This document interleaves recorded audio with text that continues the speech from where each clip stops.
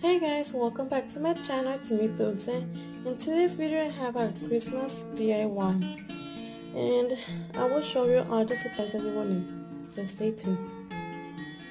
You will need 2 Christmas trees from the Dollar Tree, some glitter drape to imitate snow, 2 decorated rope,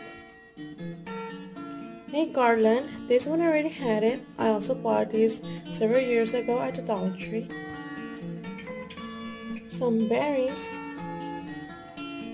foam, burlap ribbon, and 2 containers to put your Christmas trees. I got this one at the party section from the Dollar Tree too. Some mini bows, hot glue and hot glue gun.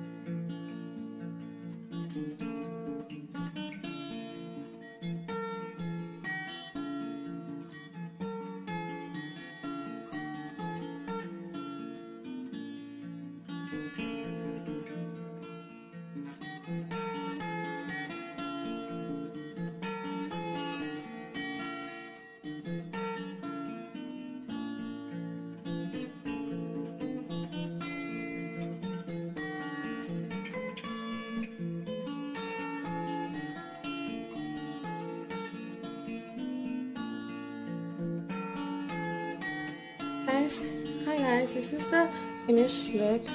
Here you could see that I put a burlap ribbon on the bottom, this ribbon too, and on top are the trees. The garland that y'all saw that I had, I cut it in little pieces. I didn't use all the garland because it was like too much.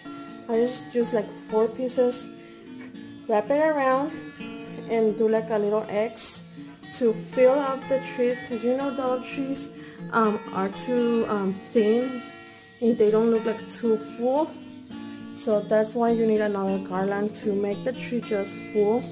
And here it is, the finished look.